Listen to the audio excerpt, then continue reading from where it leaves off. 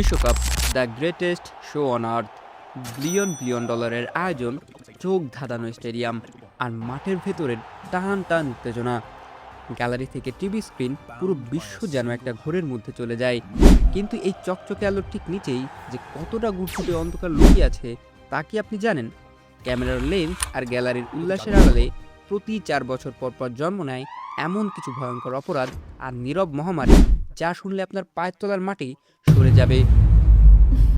অবৈধ মেলামেশা, মাদকের ছড়াছড়ি থেকে শুরু করে এইডসের মতো প্রাণঘাতী রোগে আজ আমরা উন্মোচন করব ফুটবল বিশ্বকাপের সেই ভয়ঙ্কর রূপ, যা ফিফা বা আয়োজক দেশগুলো কখনোই চায় না আপনি জানুন। ভিডিওর শেষ পয়েন্টটা আপনার ভাবনার জগৎকে পুরোপুরি বদলে দেবে, তাই সিট বেল্ট বেঁধে নিন। রোমান সাম্রাজ্যে একটা কথা প্রচলিত ছিল, ব্রেড অ্যান্ড সার্কাস, অর্থাৎ সাধারণ মানুষকে রুটি আর বিনোদন দিয়ে ভুলিয়ে রাখো, যাতে তারা আসল সমস্যা নিয়ে প্রশ্ন না তোলে। বিশ্বকাপ হলো আধুনিক যুগের সবচেয়ে বড় সার্কাস। পুরো একটা মাস সারা বিশ্বকে যেন একদিকে করে রাখা হয়। আপনি কি জানেন বিশ্বকাপের এই এক মাসে পৃথিবীর বড় বড় পরাশক্তিগুলো পর্দার আড়ালে কতগুলো ভয়ঙ্কর রাজনৈতিক চুক্তি সাইন করে? দেশের ভেতরে যখন মুদ্রাস্ফীতি, শেয়ার বাজারে ধস বা বড় কোনো দুর্নীতি হয়, তখন বিশ্বকাপ পারফেক্ট স্মোক স্ক্রিন হিসেবে কাজ করে। আপনার চোখ যখন টিভি পর্দার আপনার প্রিয় দলের দিকে, ঠিক তখনই আপনার পকেট কাটা হচ্ছে আর আপনি টেরও পাচ্ছেন না। বিশ্বকাপ মানেই লক্ষ লক্ষ পর্যটকের সমাগম, আর এই পর্যটকদের বিশেষ বিনোদন দেওয়ার জন্য আয়োজক দেশগুলোতে গড়ে ওঠে বিশাল এক আন্ডারগ্রাউন্ড মার্কেট। অবাক করা ব্যাপার হলো, বিশ্বকাপের সময় এই অবৈধ মেলামেশা এবং পতিতাবৃত্তির ডিমান্ড এতটাই বেড়ে যায় যে লোকাল মার্কেট সেটা সামাল দিতে পারে না। ফলস্বরূপ শুরু হয় হিউম্যান ট্রাফিকিং বা মানব পাচার। বিশ্বের বিভিন্ন অনুন্নত দেশ থেকে হাজার হাজার নারী ও শিশুদের মিথ্যা চাকরির প্রলোভন দেখিয়ে পাচার করা হয় আয়োজক দেশগুলোতে। চকচকে 5 স্টার হোটেলের ঠিক কয়েক ব্লক দূরেই তৈরি হয় নরক। ফিফার স্পন্সরদের বিজ্ঞাপনের আড়ালে চাপা পড়ে যায় এই পাচার হওয়া মানুষদের কান্না। যেখানে এত পার্টি, এত সেলিব্রেশন, সেখানে নেশাদ্রব্য থাকবে না তা কি হয়? বিশ্বকাপের এক মাস আগে থেকেই ইন্টারন্যাশনাল ড্রাগ কার্টেল বা সিন্ডিকেটগুলো তাদের জাল বেছাতে শুরু করে। কোকেইন, হিরোইন থেকে শুরু করে বিভিন্ন সিনথেটিক ড্রাগস, সব কিছু সাপ্লাই চেন ডাইরেক্ট করা হয় আয়োজক দেশের দিকে।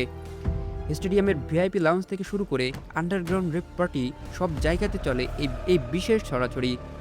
প্রশাসনের চোখের সামনেই কোটি কোটি টাকার মাদকের হাত বদল হয়, কিন্তু ইমেজ নষ্ট হওয়ার ভয়ে মিডিয়াকে এসব খবর চাপিয়ে রাখতে বাধ্য করা হয়। মাদক আর অবৈধ মেলামেশার সবচেয়ে ভয়ঙ্কর সাইড এফেক্ট কি জানেন? নীরব মহামারী। বিশ্বকাপের এই এক মাস বেপরোয়া জীবনযাপন আর নিয়ম না মানার কারণে আয়োজক দেশগুলোতে যৌনবাহিত রোগ বা এসটিডি এর গ্রাফ রকেটের মতো উপরে ওঠে। সিফিলিস, গনোরিয়া থেকে শুরু করে ভয়ঙ্কর এইডস ছড়াতে শুরু করে জ্যামিতিক হারে।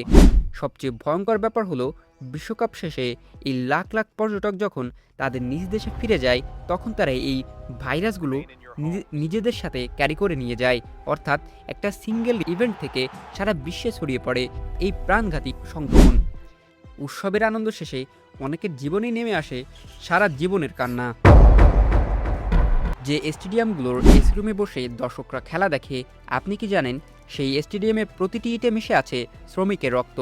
ইনফ্রাস্ট্রাকচার তৈরি করতে গিয়ে সেফটি রুলসকে তোয়াক্কা না করে দিনরাত অমানসিক খাটানো হয় মাইগ্রেন্ট ওয়ার্কারদের। হিট স্ট্রোক, দুর্ঘটনা আর বিনা চিকিৎসায় মারা যায় হাজার হাজার নিরীহ শ্রমিক। তাদের মৃত্যুর কোনো অফিসিয়াল রেকর্ড রাখা হয় না, ডেথ সার্টিফিকেটে লিখে দেওয়া হয় স্বাভাবিক মৃত্যু। আপনার প্রিয় খেলোয়াড় যে সবুজ ঘাসে দৌড়াচ্ছে, তার নিচে চাপা পড়ে আছে হাজারো শ্রমিকের স্বপ্ন আর তাদের পরিবারের দীর্ঘশ্বাস। বিশ্বকাপ অবশ্যই আবেগের, ভালোবাসার, কিন্তু এই চকচকে প্যাকেজিংয়ের ভেতরে যে পচা গলা সিস্টেম চলছে, সেটা নিয়ে প্রশ্ন তোলার সময় কি এখনও আসেনি? পরের বার যখন আপনার ফেভারিট টিম গোল দেবে আর আপনি আনন্দে লাফিয়ে উঠবেন, তখন 1 সেকেন্ডের জন্য হলেও ভাববেন এই আনন্দের পেছনে ঠিক কত বড় মূল্য চোকাতে হচ্ছে বিশ্বকে। ভিডিওটি সম্পর্কে আপনার কি মতামত তা অবশ্যই কমেন্ট করে জানাবেন। যদি এই সত্যগুলো আপনাকে একটু ভাবিয়ে থাকে, তবে ভিডিওটি শেয়ার করুন আর এমন সব ডার্ক ও ইনভেস্টিগেটিভ ডকুমেন্টারি দেখতে চ্যানেলটি সাবস্ক্রাইব করে বেল আইকনটি প্রেস করে রাখুন। দেখা হবে পরের কোনো ভিডিওতে নতুন কোনো সত্যি নিয়ে।